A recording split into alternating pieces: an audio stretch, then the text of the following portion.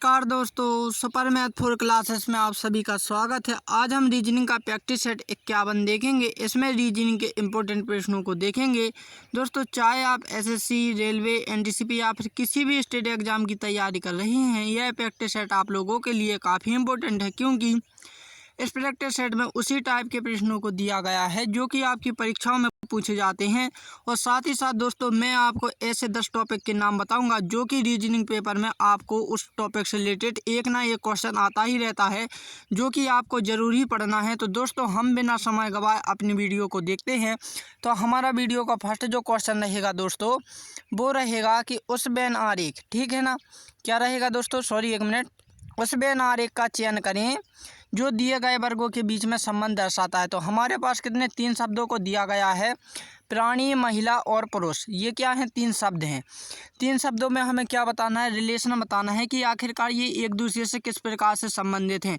साथ ही साथ हमें क्या बनाना है, बेन आरेख भी बनाना है। तो देखो दोस्तों, जब भी आपको बेन आरेख बनाने के लिए आए तब आपको क्या करना होता है कि कोई से भी 2 शब्दों को ले लेना होता है। जैसे हम क्या कर लेते हैं, प्राणी और महिला, इन 2 शब्दों को ले लेते हैं, इन दोनों को, ठीक है ना।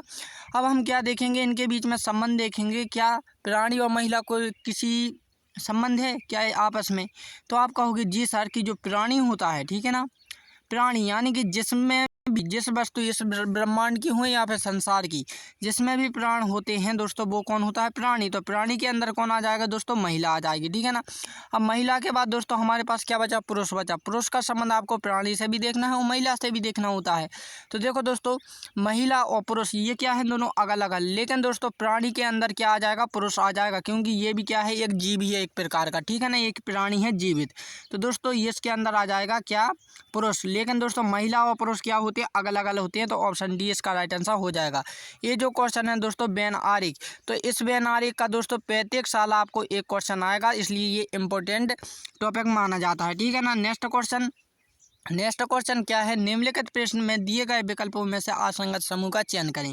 अब देखो दोस्तों, यहाँ पर असंगत आ गया है। असंगत के स्थान पर दोस्तों आपको यहाँ पर देखो विषम भी हो सकता है, ठीक है ना, क्वेश्चन में विषम, या फिर अगल अगल भी हो सकता है, ठीक है ना, अगल अगल, ठीक है ना, अगल अगल, या फिर मेल जोल नहीं है, ठीक है ना, मेल जोल समूह नहीं है। तो इन 4 शब्दों के जरिए दोस्तों आपको क्वेश्चन दिया जाएगा। तो आपको बिल्कुल भी भ्रमित मत होना है कि ये किस टॉपिक का क्वेश्चन आ गया है, ठीक है ना, मैंने बता दिया। अब असंगत का मतलब समझिए। असंगत का मतलब ये होता है दोस्तों कि जैसे कि हमारे पास कितने 4 ऑब्जेक्ट, यानी कि आपको 4 ऑब्जेक्ट दिए गए हैं, जिसमें से 3 ऑब्जेक्ट दोस्तों एक से होंगे और एक ऑब्जेक्ट क्या होगा, अगल होगा। तो जो अगल होता है दोस्तों उसी को हम क्या कहते हैं, असंगत कहते हैं, ठीक, उसी पर हमें टिक लगाना होता है। तो जैसे कि दोस्तों कुत्ता, बिल्ली, शेर, लोमड़ी, ये 4 शब्द दिए गए हैं। अब बताइए इनमें से 3 एक से हैं और एक अगल है। तो आप कहोगे सर ये तो सभी मांसाहारी है, कुत्ता भी है, बिल्ली भी, शेर भी, लोमड़ी, ये तो सभी के सभी है।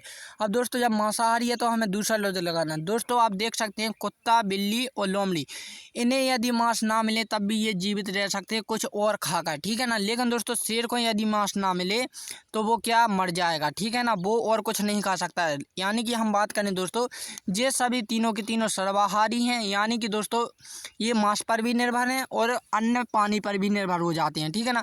लेकिन ये केवल दोस्तों मांस पर निर्भर होता है, ये मांसाहारी है, इसलिए ऑप्शन सी इसका राइट आंसर हो जाएगा। तो दोस्तों ये जो क्वेश्चन है शब्दों का वर्गीकरण यानी क्लासिफिकेशन नाम के टॉपिक से आता है, इससे भी आपको एक क्वेश्चन आएगा और ये रेलवे 2019 में पूछा भी जा चुका है। नेक्स्ट क्वेश्चन, इसी का क्वेश्चन देखिए, निम्नलिखित प्रश्न में दिए गए विकल्प में से विषम समूह का चयन करें। देखो मैंने अभी हाल कहा था दोस्तों, आपको असंगत भी आ सकता है, विषम भी आ सकता है, अगल अगल समूह भी आ सकता है और मेल जोल नहीं है समूह भी आ सकता है। और ये क्वेश्चन दोस्तों एसएससी जीई 2019 में पूछा जा चुका है। आपके पास ऑप्शन रहेंगे फाई, डेल्टा, पीसो, गामा। अब इनमें से दोस्तों 3 जो शब्द हैं वो एक से कौन कौन से, फाई है, डेल्टा है और गामा। ये तीनों के तीनों दोस्तों किसके हैं, गणित के सिंबल होते हैं, ठीक है ना, ये गणित में यूज होते हैं। लेकिन पीसो दोस्तों इसका किसी में भी सिंबल नहीं है गणित में। ये तो मुझे ऐसा लग रहा है जैसे किसी आटे को पीस रहे हूँ, ठीक है ना, इसलिए ऑप्शन सी इसका राइट आंसर हो जाए, ये अगल है। तो मैंने बता चुका हूँ कि क्लासिफिकेशन से आपका एक क्वेश्चन बनता है, इसलिए ये भी इंपॉर्टेंट टॉपिक माना जाता है, ठीक है ना। आपके रीजनिंग विषय में दोस्तों 38 टॉपिक हैं, 38 टॉपिक में से मात्र आपको 16 टॉपिक ही आते हैं एग्जाम में, तो ध्यान रखें। इसलिए मैं आपको 16 नहीं, यहाँ पर 18 आते हैं, ठीक है ना। 18 टॉपिक आते हैं, इसलिए मैं आपको 10 इंपॉर्टेंट टॉपिक बता रहा हूँ जो कि दोस्तों परीक्षा में पूछे ही जाते हैं। ठीक, नेक्स्ट क्वेश्चन देखते हैं। नेक्स्ट क्वेश्चन क्या है दोस्तों, निम्नलिखित शब्दों के अक्षरों का संबंध ज्ञात कीजिए। जैसे 4 का संबंध 8 से है तो 64 का संबंध हमें यहाँ पर बताना है। अब देखो दोस्तों, 4 जो हमारा जो पहला वाला होता है ना पैराग्राफ, ये दोस्तों हमें किसके उदाहरण के तौर पर दिया जाता है कि सेम इसके उदाहरण की तरह ही या फिर इसके लॉजिक की तरह ही हमें सेम इसमें भी उदाहरण या फिर लॉजिक देखना होता है। तो देखो दोस्तों, ये जो क्वेश्चन बनेगा कि 4 में हम क्या कर सकते हैं कि वो 8 हो जाए, तो आप कहोगे सर यदि हम 2 का स्क्वायर कर दें और ये 2 का क्यों लिखा है, ठीक है ना, यानी ये 2 का स्क्वायर लिखा है और ये 2 का क्यों लिखा है, ठीक है ना। तो ये लॉजिक जब हम यहाँ पर अप्लाई करेंगे तो आप कहोगे सर ये 8 का स्क्वायर है और ये किसका है, 8 का क्यूब है। 8 का क्यूब कितना होता है दोस्तों, 512 होता है। क्या 512 किसी ऑप्शन में? जी हाँ, ऑप्शन सी में है। तो आप कहोगे जी हाँ, ये 8 का क्यूब है, यानी कि 512 इसका राइट आंसर हो जाएगा। तो दोस्तों ये जो क्वेश्चन आता है सादृश्यता परीक्षण नंबर एनालॉजी, इससे दोस्तों आपको 2 क्वेश्चन आएंगे। कितने? 2 क्वेश्चन आते हैं। फिर से सुन लीजिए, ये रीजनिंग का सबसे बड़ा टॉपिक माना जाता है, इससे आपको 2 क्वेश्चन आएंगे, ठीक है ना। देखो अगला देखते हैं। अगला आपको किस में आया है, अक्षरों में आया है, वर्ड एनालॉजी का क्वेश्चन है जी, ठीक है ना। ये वर्ड एनालॉजी जो एनालॉजी टॉपिक होता है दोस्तों, ये वाला ये आपका नंबर एनालॉजी होता है, वर्ड एनालॉजी, लेटर एनालॉजी और मिक्सड एनालॉजी, 4-5 टाइप की एनालॉजी होती है। आपको 2 क्वेश्चन आएंगे, एक नंबर में से आएगा, सॉरी एक लेटर में से आता है और एक वर्ड में से आता है। लेकिन ये वाला क्वेश्चन मैंने इसलिए बताया है क्योंकि ये एग्जाम में पूछा जा चुका है। तो देखो दोस्तों, यहाँ पर क्या हो रहा है कि गीता का संबंध श्लोक से है तो गणित का संबंध में यहाँ पर बताना है। आपने देखो गीता पढ़ी होगी दोस्तों, गीता में जो कुछ भी होता है संपूर्ण किस पर आधारित होती है दोस्तों, वो होती है श्लोक पर। इसलिए जो मैथ होती है दोस्तों, मैथ हालांकि प्लस माइनस और चिन्ह के आधार पर होती है मैथ, लेकिन दोस्तों सर्वाधिक हम मैथ में किसका उपयोग करते हैं, सूत्र का उपयोग करते हैं। किसका? सूत्र का। सूत्र के जरिए ही दोस्तों, फॉर्मूले के जरिए ही मैथ क्या होती है, सॉल्व होती है। इसलिए दोस्तों ऑप्शन सी इसका राइट आंसर हो जाएगा। संख्या नहीं हो सकता है क्योंकि दोस्तों यहाँ पर देखो श्लोक की जगह पर वो क्या कर सकते थे, वर्णमाला भी तो दे सकते थे, वर्णमाला के हिसाब से संख्या हो जाती, लेकिन यहाँ पर श्लोक पूछा है इसलिए हमने सूत्र लिखा है, ठीक है ना। तो मैं बता चुका हूँ एनालॉजी के दोस्तों 2 क्वेश्चन आते हैं, ठीक है ना। ये भी रीजनिंग का सबसे बड़ा टॉपिक माना जाता है। नेक्स्ट क्वेश्चन में क्या पूछा गया है कि दिए गए कथनों को सत्य मानिए और बताइए कि कौन सा निष्कर्ष कथनों का तार्किक रूप से अनुसरण करता है। तो देखो दोस्तों, ये जो क्वेश्चन है रेलवे 2019 में पूछा जा चुका है। तो यहाँ पर कथन क्या है, सभी पी के हैं, कुछ टी के हैं। निष्कर्ष में किया दिया है सभी टी पी हैं और कुछ टी के हैं। तो इस टाइप के क्वेश्चनों को कैसे करना होता है वो सॉल्व कीजिए। तो यहाँ पर देखो दोस्तों, सबसे पहले हमें क्या समझने की ज़रूरत है कि इस क्वेश्चन को समझना होता है कि कैसे समझें। तो देखो दोस्तों, ये जो क्वेश्चन है ये सभी का सभी इतना पूरा का पूरा ही क्वेश्चन है।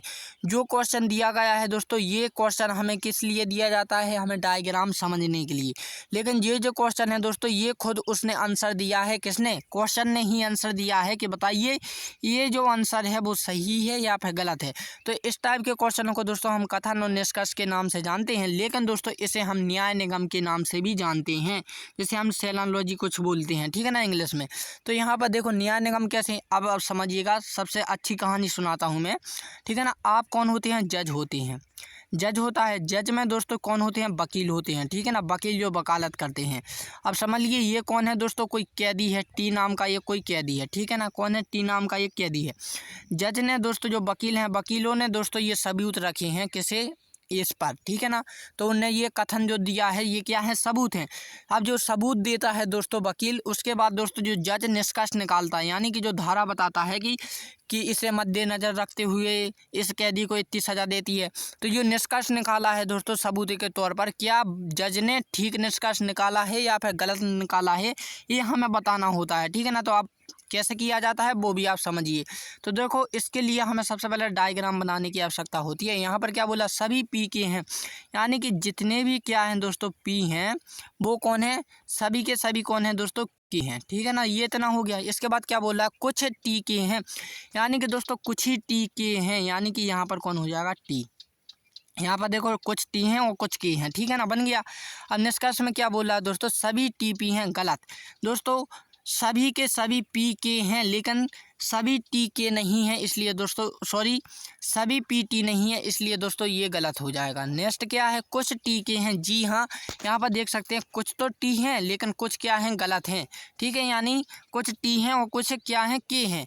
तो दोस्तों ऑप्शन इसका क्या हो जाएगा, बी हो जाएगा। केवल निष्कर्ष सेकंड का अनुसरण करता है। इसी के जैसा एक क्वेश्चन और हम देख लेते हैं। ये भी क्वेश्चन पूछा जा चुका है, इसलिए बता ही देता हूँ। ये क्वेश्चन SSCGD 2016 में पूछा जा चुका है। ठीक है ना, यहाँ पर क्या बोला, सभी राम शेर हैं। अब देखो भाई, हर कोई अपने आप को शेर समझता है, इसलिए ये क्वेश्चन भी उसी आधार पर कह दिया गया है कि हम सभी राम शेर हैं, कुछ टोनी राम हैं। तो यहाँ का डायग्राम क्या बनेगा दोस्तों कि जितने भी राम हैं, ठीक है ना, कौन है, राम। ठीक है ना, जितने भी राम हैं दोस्तों वो कौन है, शेर हैं। यहाँ पर हम लिख देते हैं क्या, शेर। ठीक है ना, कितने हैं, शेर हैं, सभी के सभी कौन है, शेर हैं। फिर निष्कर्ष सॉरी इसमें क्या पूछा है सेकंड में, कुछ टोनी राम हैं। यानी दोस्तों राम यहाँ है तो हमें ये दोनों ही क्रॉस करने होंगे। कैसे दोस्तों, इस प्रकार से क्रॉस होगा। ठीक है ना, इस प्रकार से क्या है, टोनी। टोनी के लिए हम टोनी, ठीक, इतना बना देते हैं सिंबल। ठीक है ना, यानी देखो राम पर जब क्रॉस करना है दोस्तों तो इसमें से भी इसमें से दोनों में से आएगा। ठीक है ना, अब देखो दोस्तों यहाँ पर जो क्वेश्चन बन रहा है कि निष्कर्ष में उसने बताया सभी टोनी शेर हैं, गलत दोस्तों। कुछ ही टोनी शेर हैं, सभी के सभी नहीं हैं। ठीक है ना, तो ये क्वेश्चन गलत हो जाएगा। सेकंड में क्या पूछा है, कुछ शेर टोनी और राम हैं। जी हाँ, यहाँ पर देखो कुछ तो राम हैं और कुछ टोनी हैं। ठीक, कुछ शेर हैं और कुछ क्या हैं, टोनी हैं। तो यानी ये तीनों ही दोस्तों, टोनी भी राम है और राम भी टोनी है और शेर भी टोनी है। ठीक है ना, यानी कुछ कुछ हैं, तो इसलिए सेकंड वाला सही हो जाएगा। इसलिए दोस्तों केवल निष्कर्ष सेकंड का अनुसरण करता है। और मैंने आपको बताया दोस्तों इसका आपको एक क्वेश्चन आएगा, इसलिए ध्यान रखें। नेक्स्ट क्वेश्चन में क्या पूछा गया है दोस्तों, निम्नलिखित शब्दों को एक तर्कपूर्ण और अर्थपूर्ण क्रम में व्यवस्थित कीजिए। अब दोस्तों तर्कपूर्ण और अर्थपूर्ण क्रम क्या होता है वो समझिए। सबसे पहले तर्कपूर्ण का मतलब होता है दोस्तों किसी भी शब्द में क्या हो, लॉजिक हो। लॉजिक तो आप जानते हैं ना दोस्तों, जैसे किसी शब्द में लॉजिक होता है और उसका अर्थ दोस्तों पूर्णतः हमें पूरी कहानी समझ में आ जाए उसके जरिए, उसे कहते हैं तर्कपूर्ण और अर्थपूर्ण क्रम। मान के चलिए दोस्तों, आपको श्लोक देखे होंगे, श्लोक दो दो लाइनों के लिखे होते छोटी छोटी, लेकिन जब हम उनका अर्थ देखते हैं तो एक पैराग्राफ बन जाता है। यानी दोस्तों श्लोक में कुछ तो लॉजिक होगा, तभी तो हमें इतनी बड़ी कहानी समझ में आ जाती है। इसी प्रकार दोस्तों हमें जो 5 लेटर दिए गए इन्हें क्रम से जमाना है। कैसे, जैसे कि आपने डिक्शनरी देखी होगी दोस्तों, उसमें अल्फ़ाबेट के क्रम में जमी होती हैं। ठीक है ना, तो इसी प्रकार हमें ये प्रक्रिया जमानी है कि दरअसल ये कहाँ से शुरू होती है और कहाँ ख़त्म होगी। तो देखो दोस्तों यहाँ पर सबसे पहले आपको क्या लेटर को समझना है कि ये आदमी के आधार पर है, वृक्ष के आधार पर, प्रकृति के आधार पर है, किस पर आधारित हैं। ठीक, तो हानि, मानसून, बादल, वर्षा और बाढ़, आपने समझ लिया ये किस पर है, एक प्रकार की प्रकृति पर हैं और मानसून पर आधारित हैं। ठीक है ना, तो सबसे पहले दोस्तों जब मानसून होगा इसके बाद ही तो बारिश बादल होती है, तो पहले मानसून होता है, फिर क्या होता है, बादल हुए, फिर क्या होगा दोस्तों, वर्षा होगी, वर्षा के बाद दोस्तों क्या होगी, बाढ़ होगी, बाढ़ के बाद दोस्तों क्या होती है, जनधन की हानि होती है। तो 23 45 1 ये हो जाएगा। ठीक है ना, ऑप्शन सी इसका राइट आंसर हो जाएगा। अब दोस्तों कभी कभार आपको समझ लिए ये ना देकर ऐसा पूछ लिया जाएगा 1 5 4 3 और 2। ठीक है ना, यानी कि दोस्तों कभी कभार आपको ये ऑब्जेक्ट में नहीं दिखाई देता है, इसका उल्टा भी कर देते हैं। क्या कर देते हैं, उल्टा, यानी 1 पहले लिख देंगे, वो क्या कर देंगे, 1 पहले लिख देंगे, फिर 5 लिख देंगे, फिर 4 लिख देंगे, फिर 3 लिख देंगे, फिर 2 लिख देंगे। ठीक है ना, तो आपको उल्टा कर कर भी देखना है जब आपको ऑब्जेक्टों में ना लिखे ना दिखाई दे। ठीक है ना, तो ये जो क्वेश्चन होता है शब्दों का तार्किक क्रम यानी लॉजिकल सीक्वेंस ऑफ वर्ड, इससे आपको ये क्वेश्चन आएगा। ये भी इंपॉर्टेंट टॉपिक माना जाता है। नेक्स्ट क्वेश्चन क्या है दोस्तों कि यदि एजुकेशन बराबर कितना लिखा जाता है, 18 लिखा जाता है, तो टीचर को क्या लिखा जाएगा। बहुत इंपॉर्टेंट क्वेश्चन है दोस्तों, ये क्वेश्चन रिपीट भी हो चुका है। तो दोस्तों ये जो क्वेश्चन आएगा सांकेतिक भाषा कोडिंग डिकोडिंग के टॉपिक से पूछा जाता है। इससे आपको एक क्वेश्चन नहीं आता है, लेकिन हालांकि दोस्तों 35 साल नहीं पूछा जाता है, लेकिन इसके जब भी क्वेश्चन आएंगे दोस्तों 2 क्वेश्चन आएंगे, एक कोड के आधार पर होते हैं और दूसरे किसके, लेटर के आधार पर होता है। ठीक है ना, तो ये लेटर के आधार पर आया है, वो कैसे वो समझिए। तो दोस्तों यहाँ पर देखो, यदि हम इनकी कोडिंग संख्या देखें तो यहाँ पर 5 होती है, इसकी कितनी होती है, 4 होती है, इसकी और कुछ होती है दोस्तों लगभग, इसकी 19 के लगभग होगी। ठीक है ना, 19-20 के लगभग। ठीक है ना, और जाना होगी चाहे इसकी, यहाँ पर देखिए, लेकिन ये तो क्या हो जाएगा, 18 से जाना हो रहा है, तो ये तो लगेगा नहीं। ठीक है ना, और कुछ टाइप के ऐसे भी होते हैं कि ई का कोड कितना है, 1 है, डी का कोड कितना है, 8 है, तो बाकी के लेटर देगा तो ये कोड भी नहीं लगेगा। ठीक है ना, इस टाइप के क्वेश्चन आते हैं जो मैंने बताए हैं। अब जो तीसरा बताया है दोस्तों, ये कैसा रहेगा, ये कुछ ऐसा रहेगा दोस्तों, यहाँ पर 9 है। ठीक है ना। तो 9 का स्क्वायर करना है, क्योंकि दोस्तों लेटर कितनी है 9 है, तो 9 का स्क्वायर कीजिए तो दोस्तों कितना हो जाएगा 81 हो जाएगा। 81 को जब हम पलट देंगे दोस्तों तो ये कितना हो जाएगा 18 हो जाएगा, ठीक है ना। यही लॉजिक जब से हम इसमें अप्लाई करेंगे तो 7 लेटर है, 7 का स्क्वायर करेंगे 49 होगा। 49 की जब संख्या पलटेंगे तो 9 आएंगे, 4 पीछे 94 हो जाएगा। तो ऑप्शन डी इसका राइट आंसर हो जाएगा। मैंने कहा है दोस्तों इसका एक क्वेश्चन आता है, लेकिन हर समय नहीं पूछा जाता है, कभी कभार आता है, किसी किसी एग्जाम में, किसी किसी में नहीं आता है, ठीक है ना। नेक्स्ट क्वेश्चन में क्या है दोस्तों कि रक्त संबंध यानी ब्लड रिलेशन, ये दोस्तों स्टेट, आप कहीं की भी एग्जाम की तैयारी कर रहे हैं, ऑल स्टेट एग्जाम की तैयारी कर रहे हो दोस्तों, प्रत्येक रीजनिंग क्वेश्चन में ही कहीं का भी पेपर हो दोस्तों और कहीं की भी तैयारी करो उसमें आपको ब्लड रिलेशन से क्वेश्चन आता है, ये एक ना एक, ठीक है ना। तो सबसे पहले आपको दोस्तों एक बेसिक जानकारी दे दूँ, आप कहीं का भी क्वेश्चन किसी भी माध्यम से कैसा भी हो दोस्तों वो आप स्टेट के माध्यम से कर सकते हैं। तो देखो दोस्तों रक्त संबंध में आपसे 2 पीढ़ियों का उपयोग होता है, इससे अधिक पीढ़ी नहीं पूछी जाएंगी आपसे। अब दोस्तों यहाँ पर तो आप कहोगे सर यहाँ पर तो 5 पीढ़ी लिखी हैं, तो यहाँ पर देखो दोस्तों क्या लिखा है कि आपसे, ठीक है ना, रक्त संबंध में आपसे 2 पीढ़ियों का उपयोग होता है। यानी दोस्तों ये कौन है, आप हैं, ठीक है ना, आपकी पीढ़ी के बराबर। जब भी दोस्तों आपकी पीढ़ी के बराबर के लोग आएँ, आपकी बराबर की पीढ़ी में कौन कौन लोग होते हैं, भाई होती है, बहन होती है, चचेरा भाई चचेरी बहन, या फिर दोस्तों पत्नी भी हो सकती है। हालांकि जिसकी शादी नहीं होगी वो मत करना कि हमारी भी पत्नी होगी, मैं तो बोल रहा हूँ क्वेश्चन के माध्यम से, क्योंकि दोस्तों जो हमारी पत्नी होती है ना, बीवी होती हैं, वो भी हमारी ही पीढ़ी की होती हैं, इसलिए दोस्तों यहाँ पर पत्नी भी आया है, ठीक है ना। जब भी दोस्तों आपकी पीढ़ी के बराबर की हो तब आपको इस एरो का इस्तेमाल करना। देखो ये वाले जो क्वेश्चन होते हैं दोस्तों एरो की सहायता से होती है, तो इसलिए मैं आपको स्पष्ट रूप से बता रहा हूँ, कोई गड़बड़ नहीं कर रहा हूँ, ना ही मैं चाहता हूँ कि आप अच्छे से समझें, ठीक है ना। तो मेरा मतलब है दोस्तों आपके बिल्कुल दिमाग में फिट हो जाए कि आपको कब कैसे करना है। इस टाइप के क्वेश्चन दोस्तों हम अपने परिवार या फिर अपने रिश्तेदारों को मान कर करते हैं, ठीक है ना। तो देखो दोस्तों जब भी आपकी बराबर की पीढ़ी के लिए आए तब आपको इस एरो का इस्तेमाल करना है, ध्यान से रखना, ठीक है ना।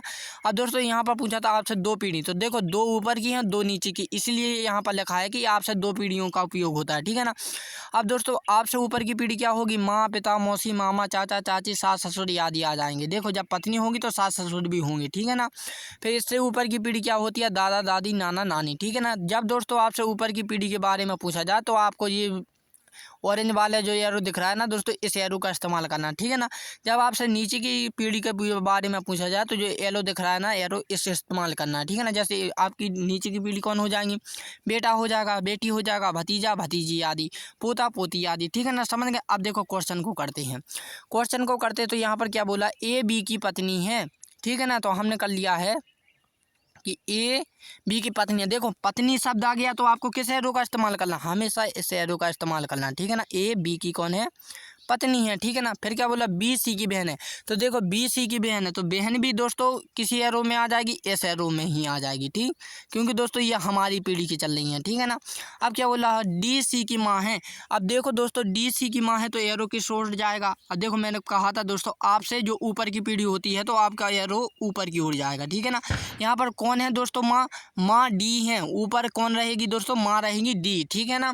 फिर क्या बोला, डी ई का पति है, यानी दोस्तों देखो हमारी जो माँ होंगी दोस्तों उनके जो पति होंगे हमारे पिता होंगे, तो जो माँ और पति होंगी तो दोस्तों जब हमारी माँ होंगी तो उनकी जो पति होंगे वो उनकी पीढ़ी के बराबर हो जाएंगे दोस्तों। तो मैंने आपको पहले बताया था जहाँ पति का आए, चाहे दोस्तों किसी भी पीढ़ी का पूछा जाए, हमसे ऊपर वाली या फिर उनकी पत्नी के बारे में पूछा जाए तो हमेशा इस एरो का इस्तेमाल करना है, ठीक है ना। क्या कौन है यहाँ पर, ई है, ठीक है ना। फिर क्या बोला, ई एफ की बेटी है, तो दोस्तों ई एफ की बेटी है तो मैंने पहले ही कहा था कि जब भी दोस्तों आपसे नीचे की पीढ़ी के बारे में पूछा जाए तो आपको कहाँ करना है, नीचे की ओर करना है, ठीक है ना। तो यहाँ पर क्या हो जाएगा, एफ।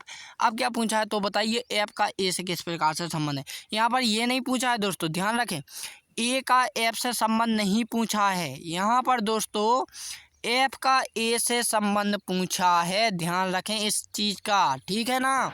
तो देखो यहाँ पर क्या हुआ दोस्तों कि जब ए बी की पत्नी है, ठीक है ना, तो दोस्तों जो बी है वो सी की कौन है, बहन है, तो हमारी कौन होगी, साली होगी दोस्तों। तो ये इसकी माँ है तो ये कौन होगी, हमारी सास होगी। और दोस्तों ये इसका पति है तो ये कौन होगा, हमारा ससुर होगा दोस्तों। तो ये इसकी जो बेटी है तो या तो कौन होगी, वो पत्नी होगी, या फिर दोस्तों साली होगी, ठीक है ना। कौन होगी हमें पता नहीं है कि वो कौन है, क्योंकि उसने बताया है कि ये बेटी है, तो ज़रूरी थोड़ी है कि दोस्तों उसकी एक बेटी है, दो बेटी है, कितनी बेटियां हैं हमें क्या पता।